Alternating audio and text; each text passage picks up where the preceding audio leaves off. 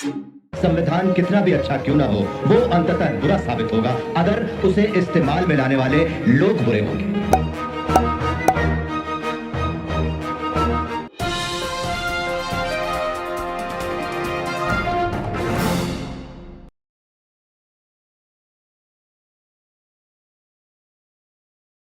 नमस्कार।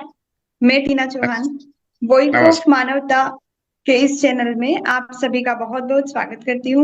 और जैसे कि हम सब जानते हैं, वॉइस ऑफ मानवता एक ऐसा प्लेटफॉर्म है जिस पर सभी विश्व के लोगों की आवाज उठाई जाती है।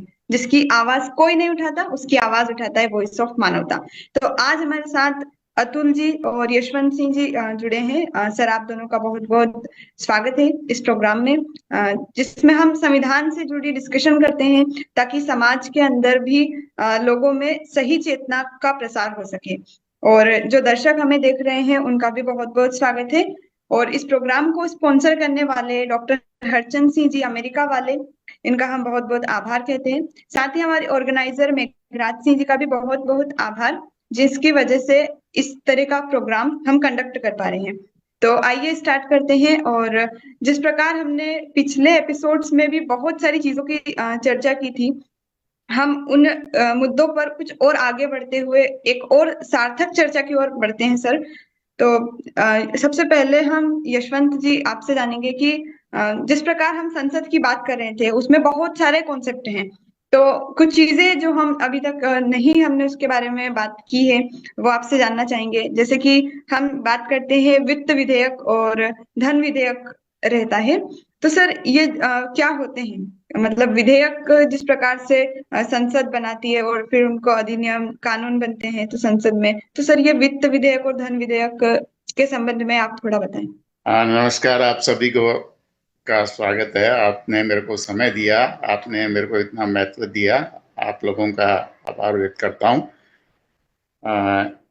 आप जो विषय रख रहे हैं वो उस विषय में तो मैं बहुत ज़्यादा कुछ ऐसा नहीं जानकारी रखता, पर संविधान के बारे में जरूर ये, अब वैसे तो देखा जाए तो देखिए मैम, ये तो क्या है कि सब चीज़ें आज के समय में लोकतांत्रिक मूल अवधारणाओं के अंतर्गत जो लोकतांत्रिक संविधान बना है, वो संविधान तो कहीं मुझे दिखाई नहीं दे रहा है। और ये संविधान जब से बना है, जब से भी दिखाई नहीं दे रहा है। सच्चाई तो यही है। आप देखिए कि मैं अब वो विषय आपका, मैं उसी पे रहूंगा तो मैं फिर कुछ बोल नहीं पाऊंगा, अगर आपको आप उसी अपने विषय पर विचार चाहिए। यशवंत जी, जो जो मुद्दा हमने डिस्कशन के लिए चुना है, क्योंकि वो हम संविधान के ऊपर चर्चा कर रहे हैं, लेकिन उसको अलग हटाते हुए आप अपनी बात भी रख सकते हैं जो संविधान के बारे में आप कहना चाहते हैं। जी सर, रखें। संविधान का देखिए मैम, सीधी सी बात है कि ये संविधान जो बना तो दिया, बहुत अच्छी बात है, बहुत अच्छा है। मुझे बहुत सुकून है इस बात का कि भारत जो है एक लोकतांत्रिक देश के हिसाब से संविधान बना, और बाबा साहब डॉक्टर अम्बेडकर जी ने इतनी बढ़िया और बिना किसी मतलब बड़ी एक न्यायिक दृष्टि से वो संविधान बनाया गया। उसमें महिलाओं को भी एक समानता की दृष्टि से, ऐसा नहीं है संविधान तो देखिए मैम बन तो गया, लेकिन आज ये बताइए कि कोई भी व्यक्ति संविधान के, आप कोई भी व्यक्ति चुनाव लड़ रहा है, वो व्यक्ति बिना पैसे के चुनाव शुरू से लेकर आखिर तक मैंने यही देखा है। आज प्रचार प्रसार और ये सब चीजें, प्रोपोगंडे जितने हो रहे हैं, वो बिना पैसे के तो हो नहीं सकते। तो लोकतंत्र में तो गरीब से गरीब एक रिक्शे वाला भी जो है वैसे संवैधानिक अधिकार रखता है, और संवैधानिक अधिकार रिक्शे वाला अगर चुनाव लड़ता है तो वो कैसे लड़ेगा?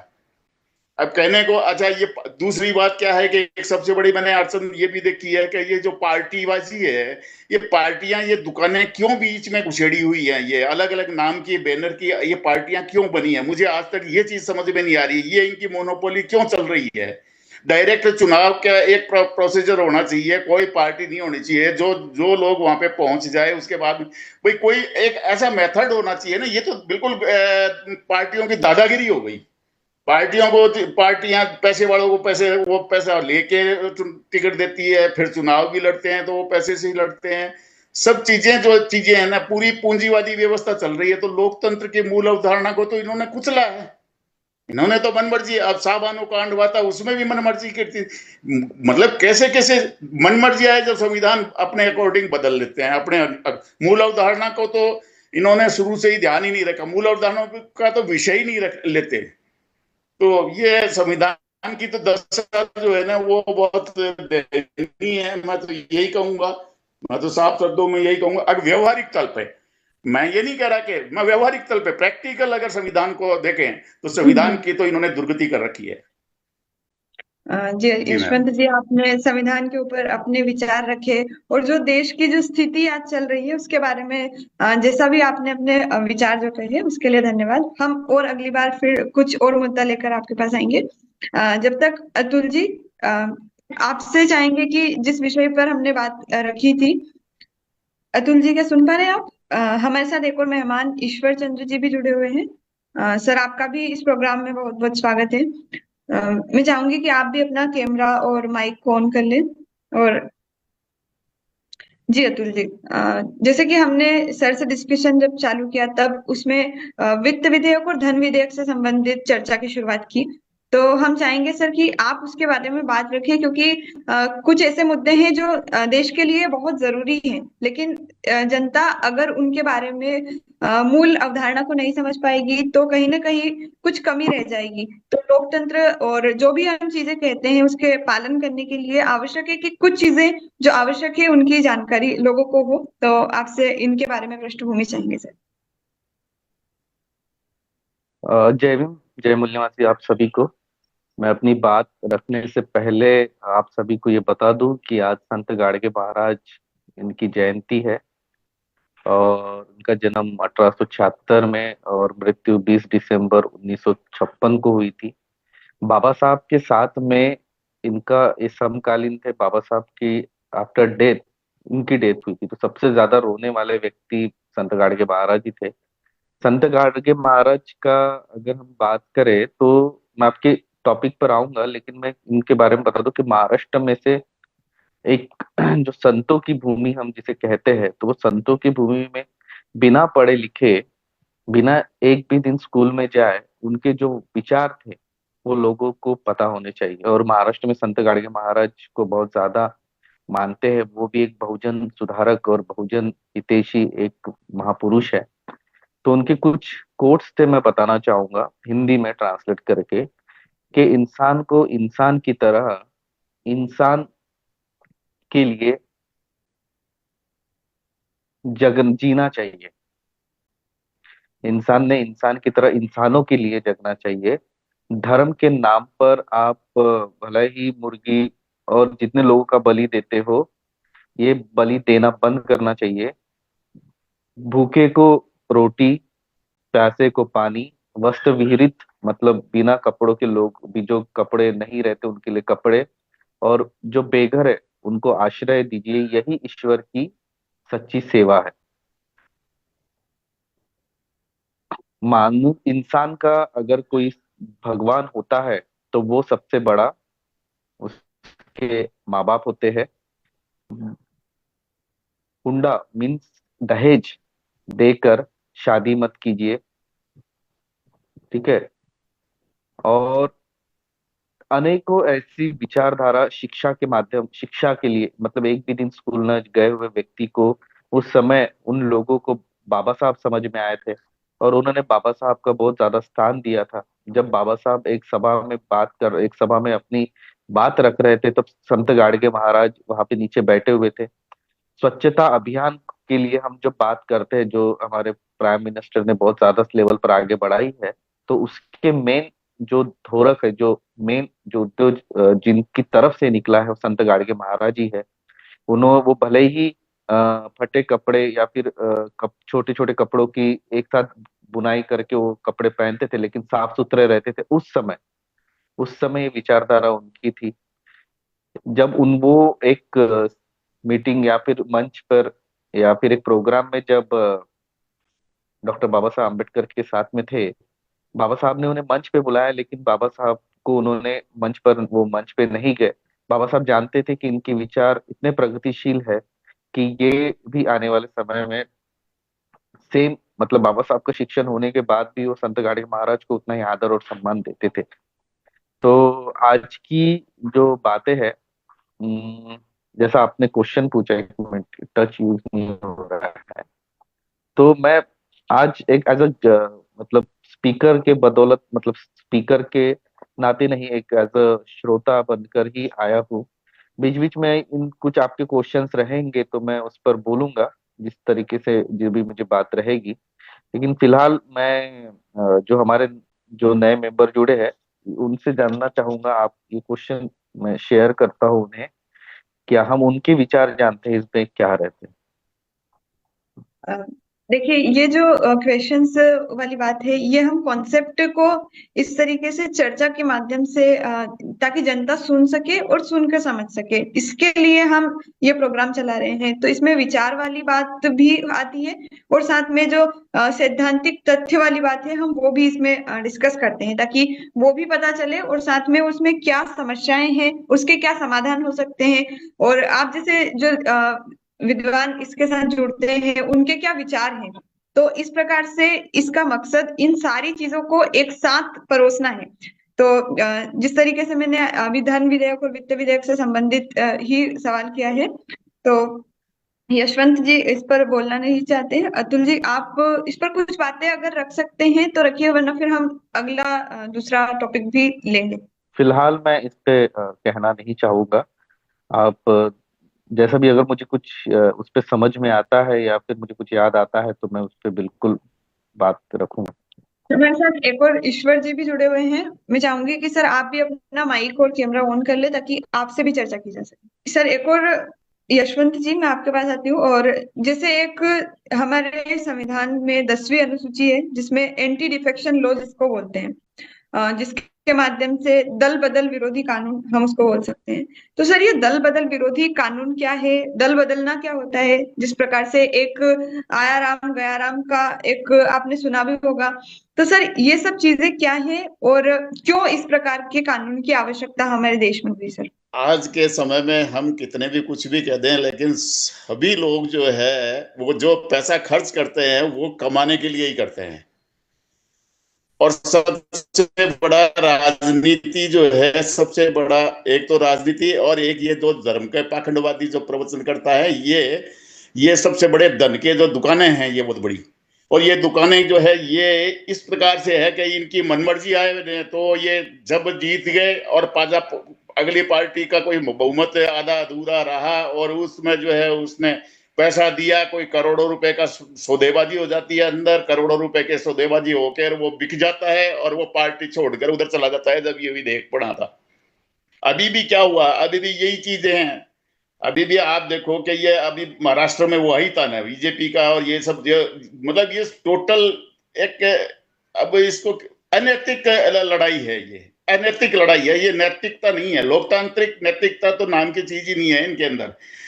ये जब एक बात है कि आप देखिए कि जो जिन मतदाताओं ने जो वोट दिए, जिन मतदाताओं ने एक विश्वास मत समझकर उस लीडर को, उस नेता को बनाया, उसको वोट दिए, सांसद हो चाहे विधायक हो, उसको वोट दिए, उस पर विश्वास किया। मतलब वोट देने का मतलब यही है कि विश्वास मत व्यक्त करना।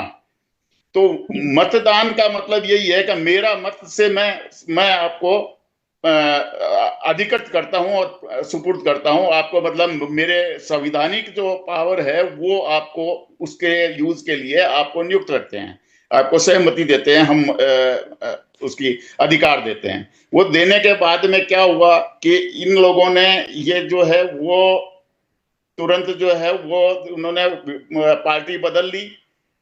और जैसे निर्विरोधी है, मैं ये आपको बताऊं, अब निर्विरोध है वो तो चलो पार्टी नहीं है, लेकिन उसके बावजूद भी वो व्यक्ति मर्जी, जो पैसा सौदाबाजी होती है और पैसे सौदाबाजी से वो व्यक्ति उधर पार्टी छोड़कर उधर चला जाता, उस अपने जो स्टैंडिंग है, अपने जो इन्होंने आदि को जो भी पहले जो चुनाव से पहले जो वादे करते हैं उनको सबको धराशायी करके और वो दूसरी पार्टियों से जाके और दूसरे नेताओं से जाके मिल लेते हैं और सौदेबाजी हो जाती है और उनसे सहमति हो जाती है और उनकी सरकारें बढ़ जाती है। वो निर्विरोध जो होते हैं उन्हीं के ही जो है निर्दलीय, तो उन्हीं के बेस पे जो है ये जोड़ तोड़ करते हैं कि साहब 4 विधायक कम पड़ गए या 4 सांसद कम पड़ गए तो उनको खरीद लो, और उसको खरीद के निर्दलियों को खरीद के और अपनी पार्टी में ले लेते हैं। उधर से बीजेपी लगी रहती है, इधर से कांग्रेस लगी रहती है, और पार्टी में खरीद के उनको सहमत कर लेते हैं।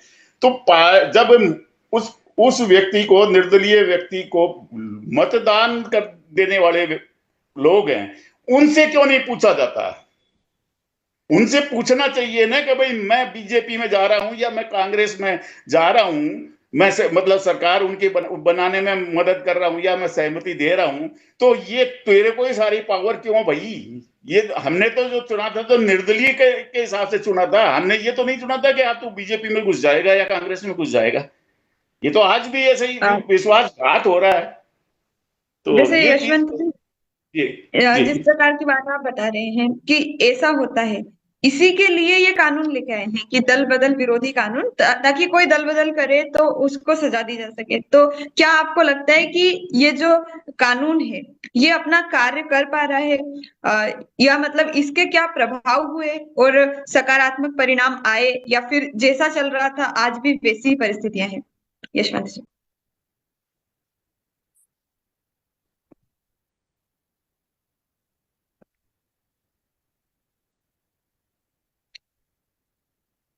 यशवंत जी, आपकी स्क्रीन अटक गई। हाँ, जी क्या मैंने बीच में आवाज नहीं आई थी? क्या क्या आपने क्या बोला? आपकी आवाज नहीं आई सर, थी उस वक्त पूरा जी जी जी, कोई बात हाँ नहीं, मैं रिपीट कर देती हूँ।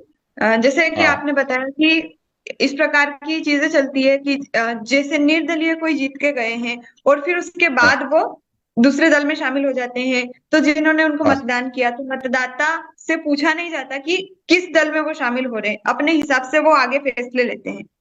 तो हाँ हाँ इसी चीज को रोकने के लिए सर ये कानून लेके आए। तो अब हम्म। मेरा सवाल आपसे ये है कि आपको क्या लगता है कि आज ये कानून अपना जो कार्य जिसके लिए इसको लागू किया गया था वो ठीक से निभा पाया? मतलब उसके क्या प्रभाव हुए? क्या वो जो समस्याएं बनी हुई थी जिसके समाधान के लिए कानून लाए थे, वो समाधान मिल पाया, या फिर कमियां आज भी वैसी की वैसी ही बरकरार हैं? यशवंत जी। देखिए मैम, ऐसा है कि इसमें पार्टियों के हित जुड़े हुए थे। इसमें जी पार्टियों की जो धंधेबाजी थी वो उसके ऊपर ये विधेयक बन चुका, ठीक है।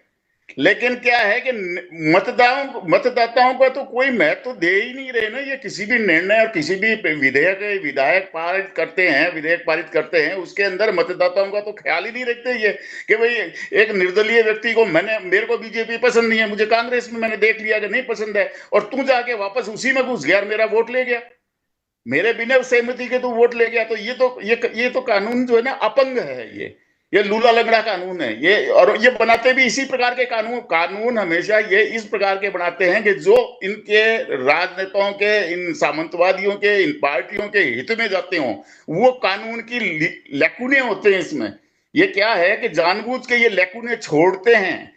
अब आम मतदाता, पहली बात तो ये है कि आज इतने 70 साल, कितने साल हो गए आप देख लो कि इन्होंने लोकतंत्र को, जनता को, गांव के व्यक्ति को लोकतंत्र शब्द भी अगर कोई पूछ ले तो वो बता नहीं पाएगा। लोकतंत्र की मूल अवधारणा तो बहुत दूर की बात है। लोकतंत्र की मूल अवधारणा तो इनके विधायक और सांसद ही नहीं बता पाएंगे, इनके नेता नहीं, इनके जो मिनिस्टर है। मैं गारंटेड कहता हूं, मैं ऐसे मिनिस्टर से प्रश्न करके पूछ सकता हूं कि तू बता भैया लोकतंत्र की मूल अवधारणा क्या है, वो ही नहीं बता सकते। तो ये सब जो चीजें हैं ये शुरू से इन्होंने अपनी दुकानदारी को सजाए चलने के लिए ही। और इसमें क्या है कि जो भी कितना भी नैतिकतावादी हो और कितना आदर्शवादी हो, चलना उसी के अनुसार पड़ेगा जो पार्टी चाहेगी। विप जारी कर देते हैं, दादागिरी इनकी। ये विप जारी करना भी एक दादागिरी है। नहीं तो कोई भी, मैं तो कहता हूँ ये पार्टियां होनी ही नहीं चाहिए। बहुत देशों के अंदर इसमें होता है। एक मिनट, ये जो कानून बना, क्या ये कानून जो समस्याएं आप जब से बता रहे हैं उनका समाधान के रूप में पेश हो पाया, या इस कानून का कोई प्रभाव देखने को नहीं मिला? इस बारे में अपने बात रखें। नहीं, कानून तो एक डेकोरम है, मतलब एक क्या कहते हैं इसको, औपचारिकता है। कानून एक जी औपचारिकता बनाते हैं, बस और कुछ नहीं है। कानून एक औपचारिकता बनानी भाई। वो पहले फलांग के चले जाते थे, 5 से उधर से इधर चले जाते थे, इसलिए ये विधायक बना कि भाई नहीं ऐसे नहीं जा सकते। कोई इतना कोई प्रतिशत था कि उतना प्रतिशत के बाद में ही वो दल बदल सकते हैं, ऐसा कुछ ये बनाया। लेकिन ये जो चीज है, ये तो ठीक है, ये तो सारी दुकानदारी के लिए ही हुई थी। ये कोई जो है किसी और के लिए नहीं हुई, ये खुद इन बीजेपी इन सरकारों के लिए ही सब चीजें हुई हैं। एक मिनट, सरकारों जी के रश्मि लिए, सरकारों के पार्टियों के हित में। तो इसलिए कानून का तो कोई, ये तो केवल दिखावा है मैम, केवल दिखावा है कि साहब हमने ये कानून बढ़ा दिया। हाँ, उसका एक ही बेनिफिट हुआ कि वो धड़े के अंदर जो चले जाते थे 20 एमएलए टूट के और बीजेपी में समर्थन दे दिया, सौदेबाजी हो गई अंदर। सारी सौदेबाजी होती है इनकी।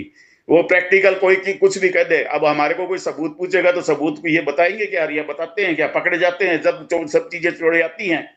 तो ये चीजें और ये कानून जो है वो एक सीमा तक उतना ही अंकुश कर गया कि ये सीधे के सीधे 20 मतलब लोग कूट के सीधे नहीं जी जा जी रहे। लेकिन मैं ये कहता हूं कि इसमें हमारे मतदाताओं का मत भी तो ध्यान रखना चाहिए कि आज निर्दलीय जो है वो कैसे अपना निर्णय ले रहा है, वो अपने इंडिविजुअल निर्णय कैसे ले रहा है। हमने तो निर्दलीय चुना था, हमने तो पार्टी के इनके जी एजेंडे के हिसाब से तो मैं स्वीकार ही आप नहीं करता।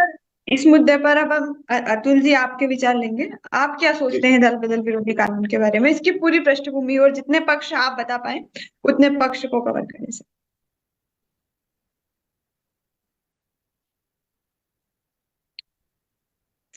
सर माइक ऑन कर लीजिए।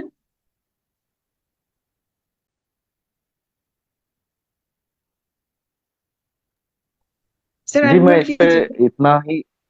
हाँ, अनम्यूट किया जी जी हो गया ना? आवाज आ रही है मेरी? जी तो मैं इस पे इतना ही बोलना चाहूंगा कि आप जो बोल रहे हो दल बदल विरोधी कानून, उससे पहले ये कानून दल बदल मतलब विरोधी नहीं था, ये शब्द ही नहीं था इसमें। इसमें था दल बदल कानून। ठीक है। अब ये भारत के संविधान की 10वीं अनुसूची उन लोगों के लिए बनाया गया था, मतलब इन लोगों के लिए था। संविधान में ये 10वीं अनुसूची के तहत दिया गया था, उन लोगों के लिए था कि इसका एक निवारण के रूप में कार्य करे। जो राजनीतिक दल है एक दूसरे में जाते हैं, यह एक नियंत्रक प्रणाली है जिसका उपयोग किसी राजनीतिक दल के सदस्यों को दूसरे दल में जाने से रोकने के लिए किया जाता था। ठीक है। ये दल बदल उस समय का, ये 10वीं अनुसूची के बारे में मैं आपको बता रहा हूँ। 10वीं अनुसूची के तहत ये दिया गया था। और दल बदल उस समय ये कानून जो बनाया गया था, तो मुझे ऐसा लगता है कि दल बदल के समय में ये जो कानून बना था कि मान लीजिए कि उस समय सिर्फ दो ही पार्टियां थी, बीजेपी और कांग्रेस। बीजेपी और कांग्रेस, तो बीजेपी और कांग्रेस में सबसे मुझे ऐसा लगता था कि अगर किसी एक पार्टी का कोई नेता है, अगर उसको उसके पार्टी की विचारधारा नहीं ठीक लग रही है, या उसे लगता है कि मैं जिस विचारों के तहत पार्टी से जुड़ा हुआ था, अब वो पार्टी उस विचारधारा पर काम नहीं कर रही है, तो मैं अपना मतलब अपनी जो पार्टी है, अपना जो दल है, वो मैं अभी चेंज करता हूँ। ये मुझे ऐसा लगता है और रहता है। और रही बात आपका जो कानून जिस बारे में आपने कहा, तो इसका ये जो कानून बनाया गया था, ये 52वें संविधान संशोधन के तहत किया गया था।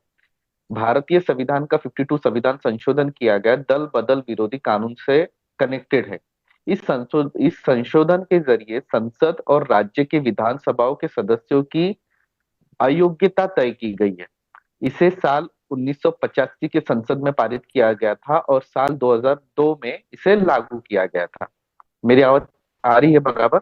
समझ रहे हो मैं क्या जी आ रही है जी, आवाज? बोलिए। जी तो आ रहे हैं। 1985 के संसद में इसे पारित किया गया और साल 2002 में इसे लागू किया गया। इस संशोधन के तहत संविधान की 10वीं अनुसूची, जो हम जितने हम कॉन्स्टिट्यूशन में जो अनुसूचियां है, उसमें 10वीं अनुसूची में दल बदल विरोधी कानून जोड़ा गया। इसे लोकप्रिय तौर पर दल बदल विरोधी कानून के भी नाम से जाना जाता है।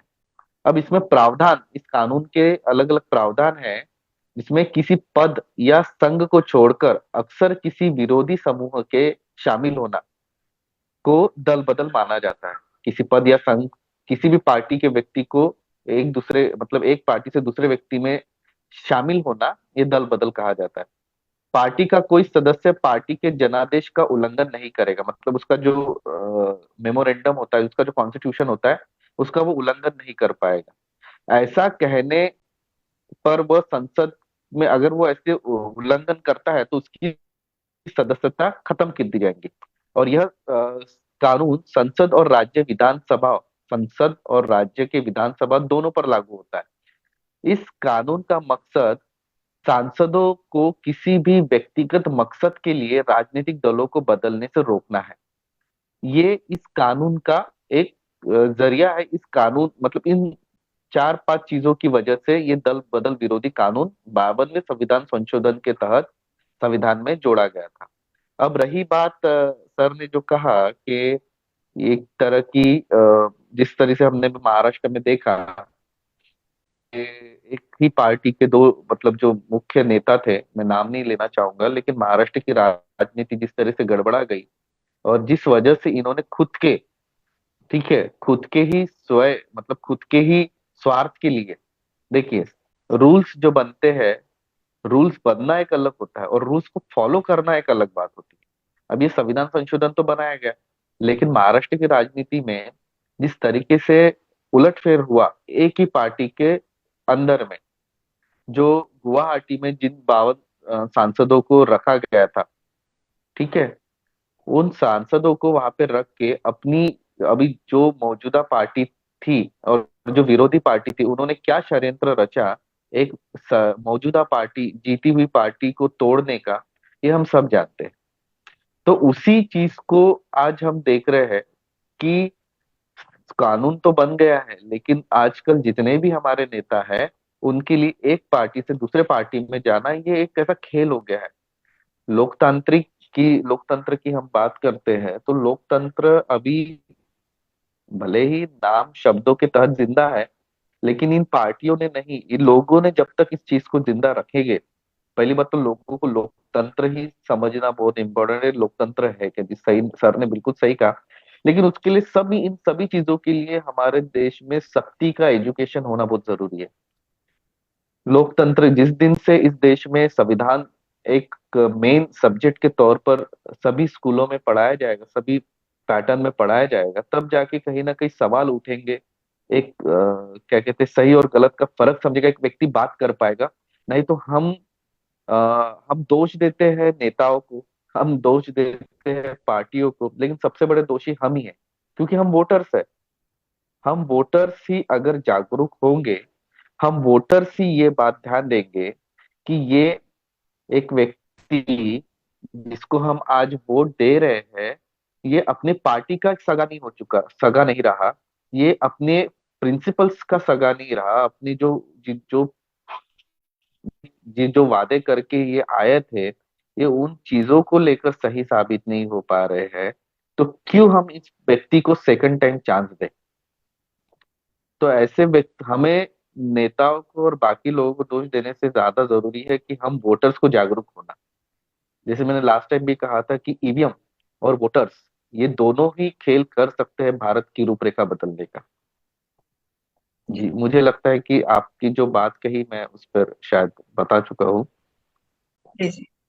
अब हम जिस प्रकार हमने एंटी डिफेक्शन लॉ के बारे में चर्चा की और जाना कि ये क्यों आया और क्या जरूरतें ऐसी पैदा हो जाती है कि जिनकी वजह से हमें ऐसे कानून भी लाना पड़ता है जिसमें किसी सांसद या विधायक को जीतने के बाद रोकना पड़ता है कि आप किसी दूसरी विचारधारा या दल में शामिल ना हो, ताकि जिन्होंने आप पर विश्वास करके आपको मत दिया था, जिस कार्य के लिए मत दिया था, जो सोच करके आप वो हो, लेकिन आप उसके वोट के तुरंत बाद पलट जाते हो, तो वो चीजें रोकने के लिए भी कानून बनाना पड़ता है। ये कुछ चीजें ऐसी रहती है कि आप नैतिकता से ही व्यक्ति उस तरीके से काम करे, लेकिन जब ऐसा नहीं हो पाता है तो छोटी छोटी चीजों के लिए भी कानून जैसी बड़ी मतलब हमको अपनाने पड़ती है, ऐसे कदम उठाने पड़ते हैं। तो अब हम एक नए मुद्दे पर बात करेंगे। जैसे हम अभी बजट भी आया था हमारा फरवरी में, तो हम देखते हैं कि बजट शब्द तो संविधान में नहीं है, उसमें वार्षिक वित्तीय विवरण दिया गया है, लेकिन हम जानेंगे कि ये वार्षिक वित्तीय विवरण या जिसे आम भाषा में हम बजट कहते हैं, ये क्या है और ये क्यों आवश्यक है। क्योंकि पूरे वर्ष भर के लिए बजट में आर्थिक संसाधनों का आवंटन वगैरह होता है। तो सर यशवंत जी, थोड़े आप बजट से संबंधित बातें अपने विचार उस पर रखें।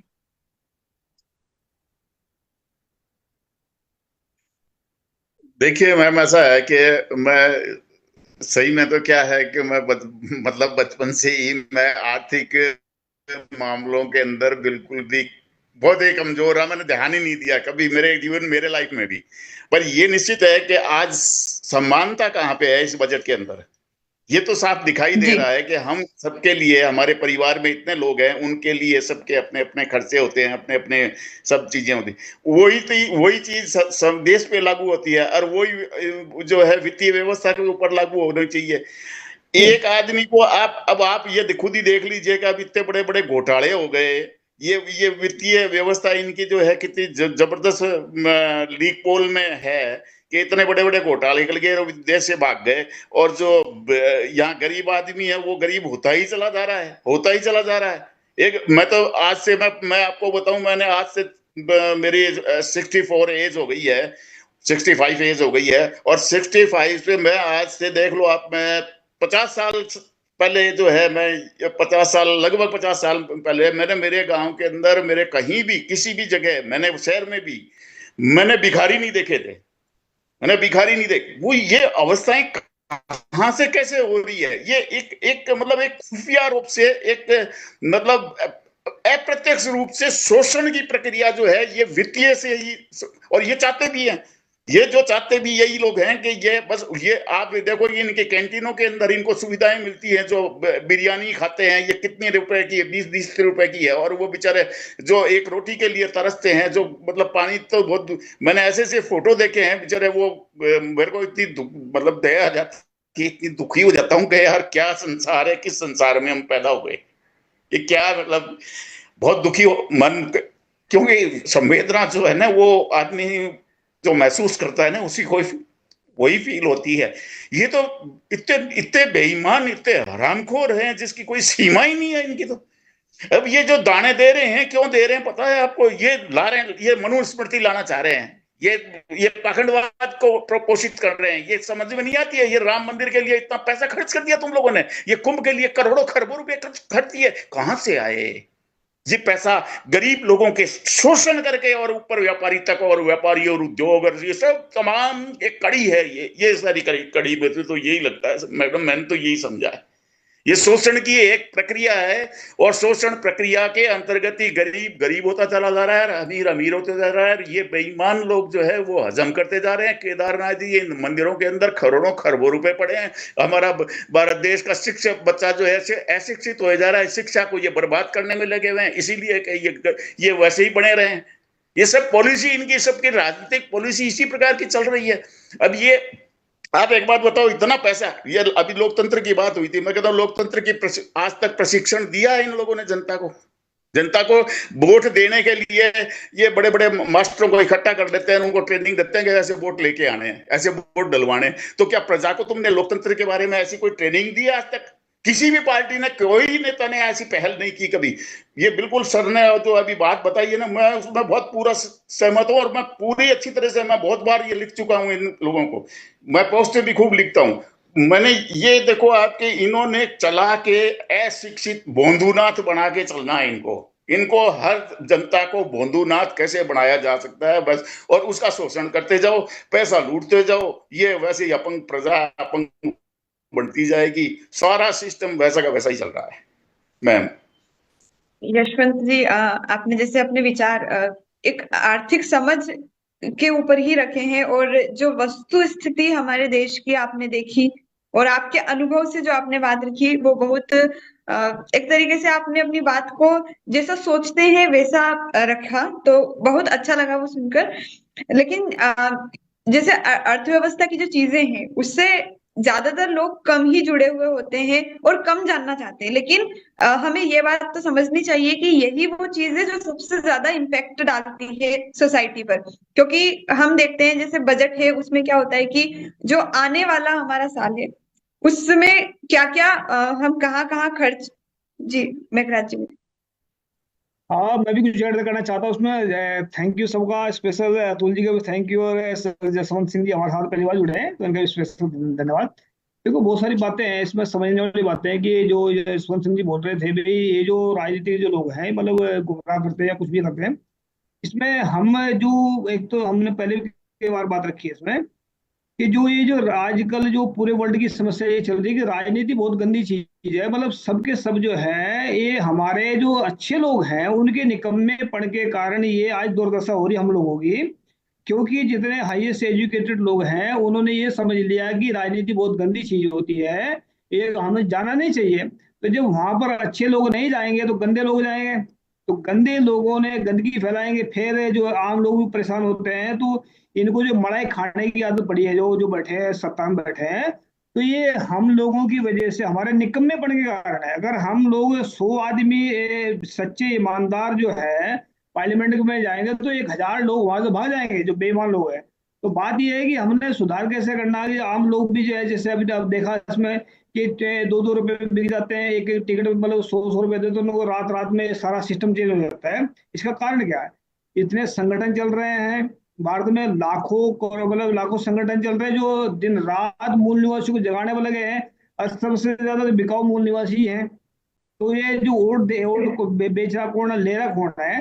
तो इस स्थिति से बाहर निकलने के लिए हमें जो है अपने माइंड को जो है ना सही तरीके से यूज करना पड़ेगा।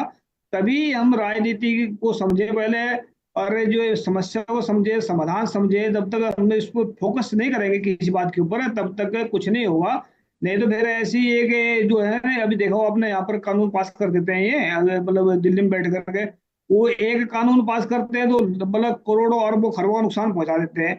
जब बहुजन समाज के लोग आंदोलन करते हैं तो 5-7 करोड़ का उनका चूना लगा देते हैं, फिर दूसरा कानून ले आते हैं कोई ना कोई ऐसा। तो राजनीति का जो खेल है ये हम लोगों की निकम्मे पर के कारण होगा। तो ऐसा नहीं है कि इसका चेंज कुछ नहीं है, ऐसा नहीं है, बदलेंगे इसको आने वाले वक्त में। राजनीति में अच्छे लोग आएंगे तो ये बुरे बाहर जाएंगे। तो मैंने वर्ल्ड, हम तो वर्ल्ड के ऊपर काम कर रहे हैं, वर्ल्ड में पीस कैसा हो सकता है? तो वर्ल्ड में पीस तो तब होगा ना जब हमारे अंदर पीस होगा। हम तो अंदर से जात पात से भरे हुए हैं, अंदर से परेशानी जो भरे हैं, तो कैसे हो पाएगा? तो हमारी प्रॉब्लम क्या है कि अज्ञानता में फंसे हुए लोग हैं। तो सबसे जो ज्यादा है, सबसे कीमती जो है आजकल जितने संगठन चले भारत में, ये कहते हैं नॉन पॉलिटिकल है, नॉन पॉलिटिकल, और नॉन पॉलिटिकल के नाम पे जो है ना सिर्फ बचा कर लेते हैं अपना, हम पॉलिटिक्स से कोई मतलब नहीं है। भाई अगर जब उनको आंदोलन करना कहीं पर जाकर फिर फिर वो लाइसेंस क्या नाम, वो परमिशन लेते फिरते हैं। तो परमिशन तो उनको देंगे ना वो जिनका जिनके ऊपर राज चल रहा होगा। तो परमिशन लेने के लिए ही हमें राजनीति में जाना बहुत जरूरी है। देश को सुधारने के लिए भी राजनीति में जाना जरूरी है। तो यंग जो जनरेशन है उसको, उसके लिए राजनीति बहुत जरूरी है। अगर यंग जनरेशन आने वाला फ्यूचर जो है ना बचाना चाहते हैं तो सचमुच ही है ना राजनीति में सच्चे ईमानदारी के साथ में है, तभी ही इसमें आने वाले वक्त में बदलाव होगा। और जो गंदे लोग हैं ये तो सिर्फ जब तक वहां अच्छे लोग नहीं जाएंगे तब तक है। जब अच्छे चले जाएंगे तो ये फिर खुद बुद वहां तो भागते नजर आएंगे या जेल में जाएंगे सीधे। तो मैं क्या कहना चाहता हूँ, ये जसवंत सिंह जी ने भी अच्छी बात रखी है और अतुल जी ने भी अच्छी बात रखी है। और टीना, आज आपकी आवाज सही आ रही है तो उसका ऐसे ही थोड़ा ध्यान रखिएगा। Thank you. हाँ बिल्कुल, ये इसमें मैं एक और बात ऐड करना चाहूंगा। बिल्कुल सही बात कही सर ने। क्या होता है कि हम हर बार बात कर रहे हैं पॉलिटिक्स की, जाना चाहिए, अच्छे लोग ने जाना चाहिए, पर एक व्यक्ति अच्छा है या बुरा है ये हमें कैसे पता चलेगा? जब तक बाबा साहब ने भी एक शब्द कहा है कि राजनीतिक क्रांति तभी मजबूत हो पाएंगी जब तुम्हारी सामाजिक क्रांति मजबूत होती है। हर व्यक्ति का जब सामाजिक ढांचा, सामाजिक बैकग्राउंड जब वो मजबूत होता है फुले शाह अम्बेडकरी मिशन के द्वारा, तब जाकर एक कैडराइज बेस्ड पर्सन व्यक्ति की विचारधारा बनती है। और तब जाकर वो व्यक्ति पॉलिटिक्स में भी जाकर उसी विचारधारा को सामाजिक रूप में आगे बढ़ाते हुए राजनीति में काम करता है। देखिए क्या होता है कि एक गरीब घर से आया हुआ व्यक्ति, अगर हम उसे अच्छा समझते हैं और अगर हम उसे ये भी समझते हैं कि ये व्यक्ति बहुत पढ़ा लिखा है लेकिन गरीब है, इसके घर पे इसने बहुत गरीबी देखी है, लेकिन क्यों ना हम उसे चुनकर आगे भेजा जाए। हम एक हमारे बहुजन की जो भी, या फिर एक व्यक्ति अपक्ष मतलब निर्दलीय भी जब चुनकर जाता है तो हमें खुश होता है कि ये गरीबी से निकला है। लेकिन जब बात आती है हमारे प्रश्नों को संसद में रखने की, तब वो अगर व्यक्ति करोड़ों रुपए लेकर दब जाता है, तब हम उस पर सवाल करते हैं। बात क्या होती है कि वो गरीब व्यक्ति है ना, उसने कभी एक साथ 1 करोड़, 2 करोड़, 3 करोड़ एक साथ कैश देखी हुई नहीं होती है। जब वो इतना सारा पैसा देख लेता है, उस चकाचौंध में बह जाता है। इसलिए कई अपने पद जो है, एक कार्यक्रम तो हम यूज करते हैं, जो समाज में जो आज जो जो लोग दबे कुछ दबे होते हैं, जो लीडर जो नेता, अपने समाज के नेता जब चुनकर संसद में जाते हैं और जो दब जाते हैं, उनको चमचा कहते हैं, टूज कहते हैं। तो व्यक्ति की सामाजिक जो जो ढांचा है वो मजबूत होना चाहिए। अगर सामाजिक ढांचा मजबूत होता है तो व्यक्ति की विचारधारा मजबूत होती है और वो राजनीति में भी अच्छा काम करता जी। अब हम जिस प्रकार से बजट के बारे में चर्चा कर रहे थे, यशवंत जी ने उस पर बहुत अच्छे विचार उनके रखे। हम बजट को इस रूप में ही समझ सकते हैं कि जो आने वाला वर्ष हमारा होता है, उसमें जो हमारे पास सरकार के पास पैसा है, जैसे हम अपना छोटा घर का बजट बनाते हैं कि हमको आने वाले साल में ऐसे ऐसे खर्च करना है और किन चीजों में कितना पैसा देना है। अगर पैसे कम है तो किस चीज में कटौती करनी है, किस चीज में की जा सकती है, किस में नहीं की जा सकती है। तो ऐसा अगर बड़े तौर पर हम पूरे देश का देखें तो उसको बजट के रूप में हम जानते हैं। तो अतुल जी, आप बजट के बारे में कुछ और बातें रखें ताकि बजट की जो मूल अवधारणा है और फिर किस प्रकार से बजट को होना चाहिए, क्योंकि बहुत बार हम देखते हैं शिक्षा के क्षेत्र में कम खर्च होता है, इसलिए हमारे देश में रिसर्च और डेवलपमेंट इतना नहीं हो पाता है। तो क्या सुधार की आवश्यकता है और कैसी परिस्थितियां आज देश में निर्मित हो रही है, अतुल जी? अतुल जी। है। 2014 के बाद से मुझे लगता है कि जो बजट है, अ, वो उसका नाम बदल देना चाहिए। उसका नाम रखना चाहिए शोषण गरीबों का।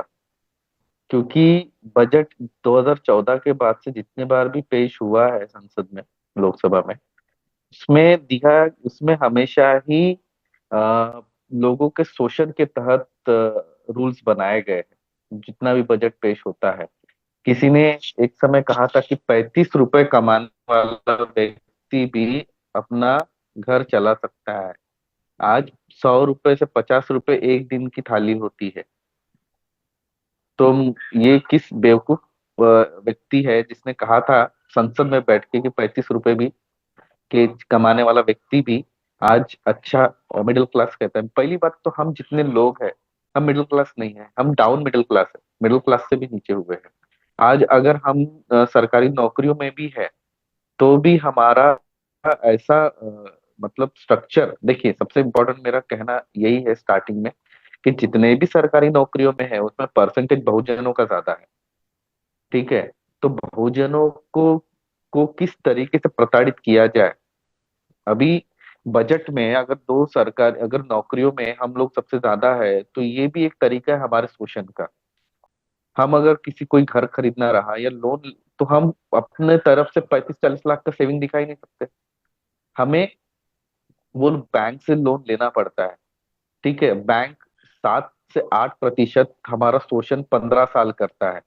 जितना हम लोग लोन लेते हैं उसके साथ साथ हमको उसका टैक्स ये भी भरना पड़ता है, बकाया भी देना पड़ता है। तो इस तरीके से शोषण हम लोगों का हो ही रहा है। ठीक है? और बाद में अभी अगर मेरे पास कोई पुरानी गाड़ी है, ठीक है, मैं अगर उसकी मुझे कीमत 5 लाख है, मुझे बेचना है वो, तो जो मैं बेच रहा हूँ और जो खरीद रहा है, उन दोनों को टैक्स देना पड़ेगा अब के बजट मतलब सरकार को। अरे भाई, मेरी गाड़ी है ना। जब मैंने गाड़ी खरीदा था तो उस समय रोड टैक्स से लेकर सर्विस टैक्स से लेकर हर टैक्स मैंने भरा था। अब वो अगर मैंने गाड़ी लिया था 8 लाख में और अब मुझे उसको बेचना है 5 लाख में किसी कारणवश, तो मैं उस पर अब क्यों टैक्स दूं? वो मेरा और जो परचेसर और सेलर का आपसी मामला है। इसमें गवर्नमेंट कहाँ से बीच में आता है? तो अभी ऐसा नियम है कि जो परचेसर है, सेकेंड हैंड गाड़ी अगर कोई परचेस करता है किसी और के तरफ से, तो उसको भी 18% जीएसटी देना पड़ रहा है। तो ये एक शोषण ही है। तो एक शोषण बजट के तौर पे हमें बहुत ज्यादा प्रताड़ित किया जा रहा है। तो मैं इस पे और ज्यादा क्या कहूँ, क्योंकि हाँ, बजट आप हमारे जो वित्त मंत्री है, माननीय वित्त मंत्री जी, वो मुझे लगता है कि इंडिया से मतलब ऐसे ऐसे ग्रह से उन्होंने डिग्री लेकर आए हैं जिनकी शिक्षा का इतना बड़ा वैल्यू वो इस देश में लागू ही नहीं हो रहा है। तो किसी अन्य ग्रह से ही उन्होंने एजुकेशन लेकर आया है, या पता नहीं क्यों इस तरीके के रूल्स वो बना रहे हैं कि गरीब और गरीब हो रहा है, अमीर और ज्यादा अमीर हो रहा है। जो मतलब व्यक्ति अगर गरीबी से थोड़ा सा ज्यादा मेहनत करके अपने टैलेंट से, अपने हुनर से थोड़ा आगे बढ़ने की भी कोशिश कर रहा है, तो उसको भी आगे ना बढ़ते हुए उसको पीछे डबल दबाया जा रहा है। तो इसका पूरा श्रेय मैं देना चाहूंगा हमारे वित्त मंत्री जी को, क्योंकि आज उन्हीं की वजह से हमारे देश की आर्थिक व्यवस्था बहुत ज्यादा सुधारित है। मैं कहना चाहूंगा कि पूरे मतलब विश्व में, एशिया, विश्व भी छोड़ दीजिए, एशिया में जितने भी देश है उनमें टॉप क्लास में हमारा इकोनॉमी है। हम बहुत ज्यादा डेवलप हो रहे हैं। तो ये पूरा मतलब आज पहले हम लोग क्या कहते थे, बटर, चीज बटर, क्या कहते थे, और भी फास्ट फूड जैसी चीजें खाने की सोच रखते थे, या फिर कभी खा भी लेते थे। आज तो हम सोच भी नहीं रख पा रहे। आज तो हमें वही नॉर्मल पे ही और बाकी चीजों पे ही आना पड़ रहा है। तो इसका पूरा श्रेय पूरा श्रेय और भारत की अर्थव्यवस्था को सुधारने का पूरा श्रेय मैं वित्त मंत्री को ही दूंगा, और उनकी वजह से हमारा भारत आज जो है। बस मैं इतना ही कहना चाहूंगा। जैसे हमने अभी अतुल जी और यशवंत जी से बजट के संबंध में चर्चा की, तो आर्थिक व्यवस्था जो देश की है उसके संबंध में बहुत सारी चीजें जानने को मिली। तो जो समस्याएं हैं वो हमने जान ली, लेकिन आज तो समय की सीमा हमें बोल रही है कि अब हमको अपने प्रोग्राम को यहीं पे समाप्त करना होगा। लेकिन अगले एपिसोड में हमको जो बजट जो होता है उसमें क्या चीजें जोड़नी चाहिए और किन चीजों पर ध्यान देना चाहिए, यानी कि देश की अर्थव्यवस्था को सुधारने के लिए क्या समाधान हम देखते हैं, उससे हम अपने एपिसोड की शुरुआत करेंगे। लेकिन आज के एपिसोड में इतना ही। आप अतुल जी और यशवंत जी दोनों मेहमानों का मैं बहुत बहुत धन्यवाद देती हूँ, और आशा करती हूँ कि इस एपिसोड से लोगों को बहुत कुछ सीखने को मिला होगा। और हमारे इस प्रोग्राम को स्पॉन्सर करने वाले डॉक्टर हरचंद सिंह जी अमेरिका वाले, और producer of Shudra to Khalsa movies sir का बहुत बहुत आभार, और हमारे ऑर्गेनाइजर मेघराज सिंह जी का भी बहुत बहुत धन्यवाद। अगले एपिसोड में फिर मिलते हैं, तब तक के लिए वॉइस ऑफ मानवता की तरफ से आप सभी का धन्यवाद। अपना ख्याल रखें। जय Hind. Meghraj Singh has brought the solution to the problems of the whole world in the form of a book. Book number 1. What is the solutions to the serious disputes within families in the world? This book contains solutions to the problems of families all over the world and solutions to the problems of countries all over the world. Book number 2. How Will Human Around the World Lives Freely from Mental Slavery? This book contains solutions to the problems in the minds of atheists, theists, and people all over the world. Book number 3. We Will Eradicate Racism from the Entire World. In this book, racism is spread all over the world. Racism has made life difficult for people of almost the world. This book contains the solution to end racism. Book number 4. How Can Mankind Get Ultimate Happiness? Let's find out. In this book, people from all over the world can make their lives happy, and by solving the problems, ways have been explained in this book. Book number 5. How Poor Meghraj Singh Became the King of Satyog. This book contains 30 parts of the story related to the life of Meghraj Singh, in which every word is full of truth. The people who read this book will never be disappointed in life and will never fail. After reading this book, all people will live life with self-respect and will be successful happily. Although there are many writers in the world, some write novels, some write poetry, some write common books, some write very big films.